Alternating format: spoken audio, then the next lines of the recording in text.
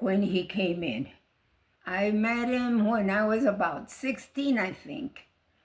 He was working at the cantina, and we came over after the ball game. And my dad, I think he knew him, and my dad and my mom. And they went in to drink some beer, to have some drinks. And we had to stay at the car because we were too young to be in the cantina. So they got there and we were at the car, and my dad told him to bring some chips or whatever and sodas. For us, it was Fina, Junior, and me. And then he came. He came and bring us whatever was ordered. And he saw us.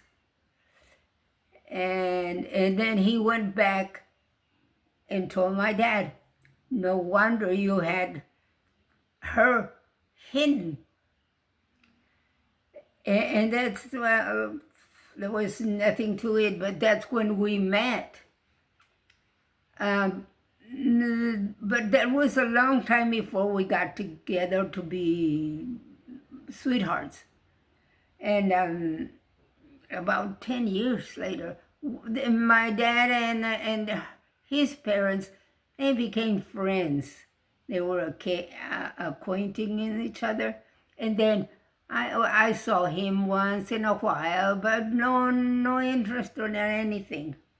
Then he started dropping at the house because he was a taxi driver. And he would go by maybe delivering some passengers, or I don't know. He would stop at the house and he would talk to my parents, and I would go in and see who it was. And then I knew every time he would stop, I would go and see him. But it wasn't until later on that we started seeing each other more often and on our own. And then he asked me to be his girlfriend, so I accepted. And that was about April or May or something like that. In December, he asked me to, well, that was, he asked me to be his girlfriend in about April or May, something like that. But we didn't see very often of each other. He would come to the house. Then in December, he asked me to marry him. It was around Christmas, of course. And I told him, you don't know who I am. I am not what you think. Just being sarcastic, I guess. And then I said yes that same day. And we saw each other. We went out to the movies and things like that. And then I told my mom that he asked me to marry him, and he said, well, he's a good man. So my brother Isaac said the same thing. Isaac liked him, and he knew him as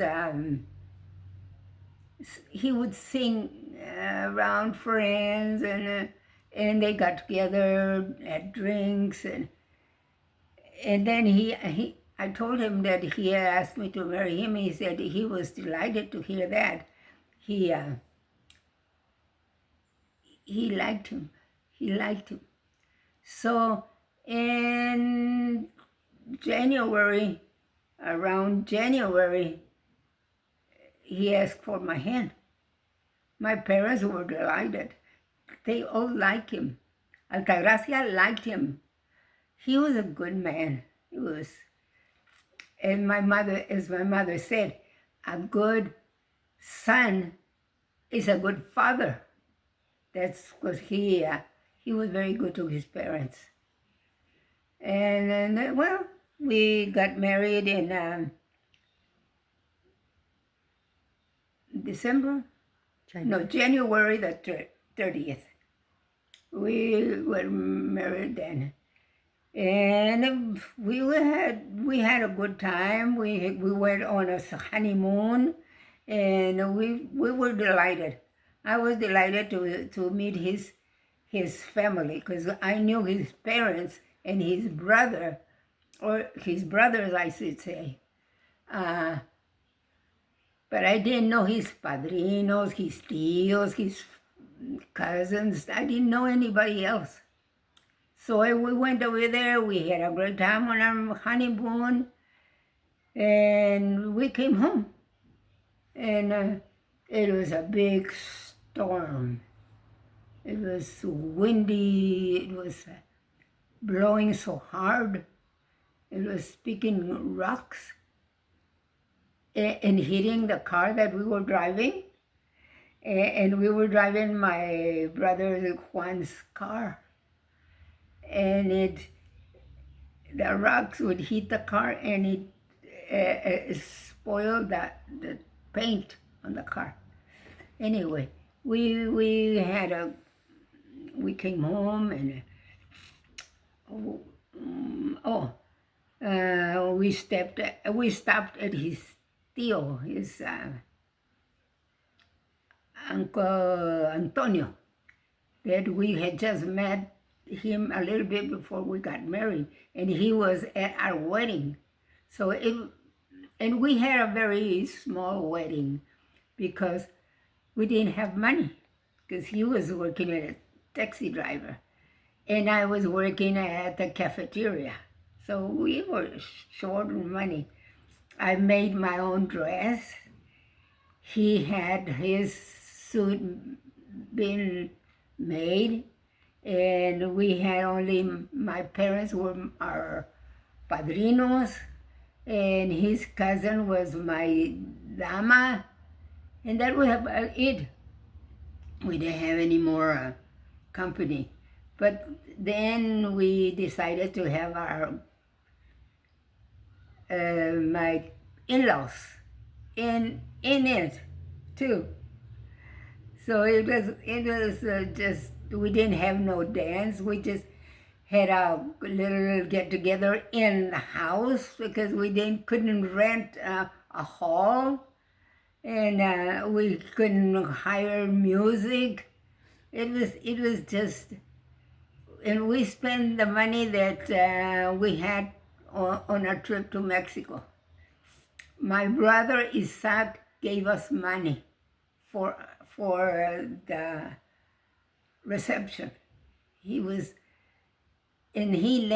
My brother left to California that same day. Before the day was over, he left with his family. And we left to Ciudad Juarez to take the bus to Tocaltiche, that's where we went more, to Tocaltiche. We didn't go to Guadalajara at that time. We came home a week later, and I went back to work, and he got a job. Well, he was not working because my dad wouldn't let him go to work because he didn't want him the migration to pick him up. And, well, that was his idea. He didn't want that, to get in trouble. So he started his, how do you say it? His papers to get residency. He did real quick. By the 4th of July, he was already had his papers, and he was working. As soon as he started working, he started looking for a place to live, because we were living at my parents'. And then we started living at this place by ourselves. My brother-in-law came to live with us because he was a citizen of the United States, and he deserved to have education here. So he started living with us. He was going to school right there at San Elizario. And then we were doing good. He was working really late hours. Well, it was just, and he was working long hours, and my company was Javier. He kept me company, and then I had Cecilia. And there was our first baby. We enjoyed her. It was delighted to have her. Then right away, I got pregnant again with Lucy. There was two babies because it was just a year later. Cecilia was born November the 21st, and Lucy was born November the 22nd. So they were so small. So, and then he got another job doing, well, the first one was doing farm work. And then that next one was, he was working very close to the house at the Surrett Ranch. And they were, how do you say, pecking, like food for the cattle, for the cows, for sheep, for pigs. They were packing food. And he worked there for a while. But it was long hours. So when we decided to move to New Mexico. We already had, we didn't have Lucy at that time. I was pregnant when we moved to New Mexico. Lucy was born a few days when we went in to live in New Mexico. So we lived there for a while. Reina was born, and then Avelina was born. Reina was born in 63, and then Avelina was born in 65. But he didn't make very much money, and I was having babies. I used to work there too on a egg packing place. That ranch had chickens, and they had geese, and they had walnuts and cotton. So we worked at the ranch doing things, little things like that. So then he said, no, we're gonna move. So he moved to California. And I stayed home with my parents for a while. Then he got sick, very sick. He came home. He was so sick. And then doctor told him that he needed a lot of care, and he couldn't work in the sunny side. So I came to California with him, and I left the kids with my in-laws, with Don Leon y Doña Avelina. They took care of the 4 girls. Avelina was a baby. So we came to work in California. Our plan was to work just the work season and go back to Texas or to New Mexico. But we liked it. We liked California so much that instead of going home, we went and got the kids, and we got our in-laws with us, all 3. Frankie, that he was just a kid, and my in-laws, Don Leon and Doña Avelina. We all went to live in California. First place that we went to live was in Huncut, and we rented a little house. Well, I'll say a big house that was so cold, and then we moved to a little smaller house where it was not so cold. Then we bought a new house. Let me see. At that time, when we bought the new house, Daniel was little. When we moved to the second house, it was a smaller house. He was born, and then we moved to the house that we bought. Yeah. He was a little older, and we lived there for a while. We was very comfortable. I liked it to live in Huncut, and I had good neighbors. Good. That's where we met Don Lupe and Doña Josefina Carrillo with his kids. Then we find out that the rain was always so hard, and it will flood the road out to the highway where Chayo was working at Herringer Place. And at that time, I was working at Saragould, and I already had, Daniel. We only had Daniel at that time. Then we started looking for another place to live because of the flooded roads. And then we bought this house in Gridley.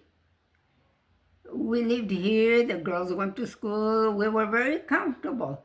He worked for Herringer, he liked it to work for Herringer,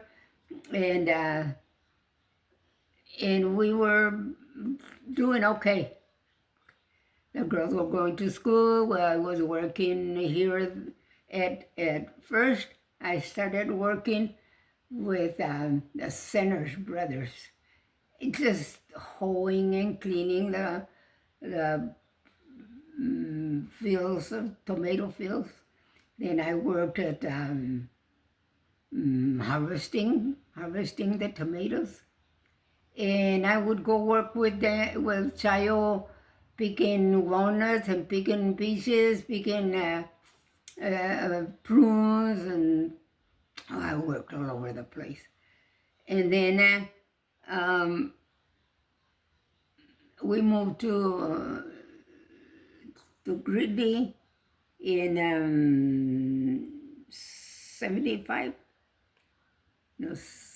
73, I think it was.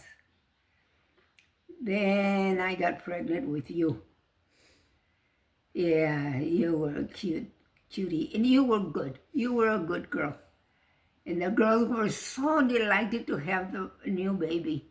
They were all, the girls, 4 girls, will take care of you.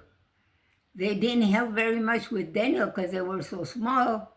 But when you were born, Cecilia was 15 already. Lucy was 14. And so they all pitched in taking care of you. And then we had a good life. We never, well, sometimes we argue like any couple. We would, it was so funny that I would cook. Well, Chayo would always work, but he was working early hours, so he came home early. So I would cook and have everything ready for him. The kids, Pedro and Leno and Luis, came to live with us for a while because they didn't have their parents. So they lived with us, and I would take care of their cooking, lunches, and laundry, and everything. It was a delightful. I was never complained because I liked it. I liked it to do it like that. And my in-laws lived with us for a little bit in the same house, but then they moved to the smaller place in the same property, and we were doing good. And When did Dad become diabetic, a United States citizen? eh? When did he become a citizen? Oh, I don't remember exactly. It was you were already born. Maybe you were just a baby. I don't remember exactly. I don't remember. I just know that I was very delighted that he wanted to be a citizen. And he worked on his own. He went into Sacramento, got his, he got a, ¿cómo se dice? A test to see if he did qualified, and he did qualify.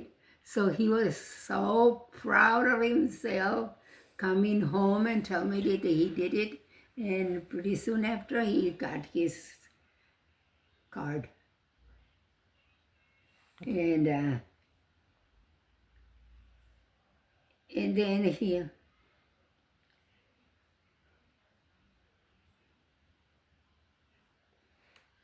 Grandpa got sick. He was he was not able to do anything for himself. And I would help. I will help. I would take care of him. I would uh, I would go to work at the cannery and come home and help him with his help grandma take care of grandpa. And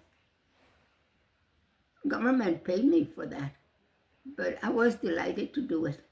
I remember he was always so unhappy, and I tried to cheer him. I would listen to the mass on the radio, and we would pray together. And he was so attached to me, or I was attached to him too. He would miss me every time, every little time that I had to go out of the house, like to do the laundry and to do some shopping. He would miss me so much that he thought that I had abandoned him. Oh, it was hard, but I was delighted to do it, to take care of him. I used to because I had to bathe him, I had to change his diaper, I had to do everything for him, and he would get so embarrassed for me to do it. He was not all together, but there were times when he was. And he told me, ¿a usted no le da vergüenza de que tenga que cambiarme? Le dije, no, a mí no. ¿A usted? Dice, sí, a mí me da mucha vergüenza. Le dije, pues, Tomás piense que yo soy su hija y yo pienso que usted es mi padre. By that time, my father had already died. My mother died at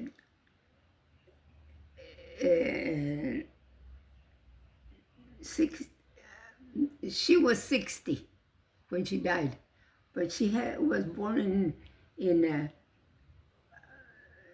1902, so she was 60 when she died. She died in 62. And then my father died in 93, 94. Maybe 84. Huh? 84. No, he was 80. 80. Let's see. No.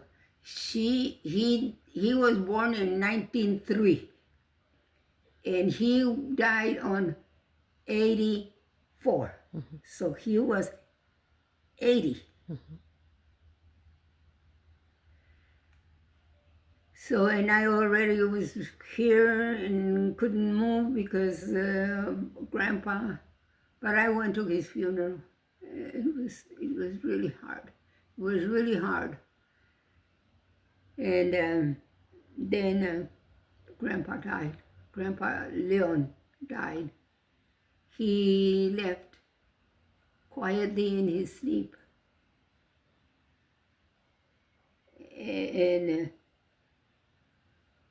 And then Grandma was by herself. You stayed with her for a while, for the time that, from the time that that Grandpa died to the time that she died. What was 7 years later? She died in 96. No, he died in 96. He died in 2002. She died. And then months later, 2 months later, Chayo died. All of a sudden. We didn't know. Up to now, I'm not sure what happened to him. But I think he threw up and choked in his throw up. I think that's what it was. And that's why they told me, but I don't know, he was very unhappy because he had lost his mom, and it was very hard on him. And then, well, it was life by ourselves. I was very comfortable having you and Francisco living with me. I wasn't alone anymore because for a while I was lonely. Like when you went to live with Francisco, and I was all by myself in a big house. It was. Okay, Mom.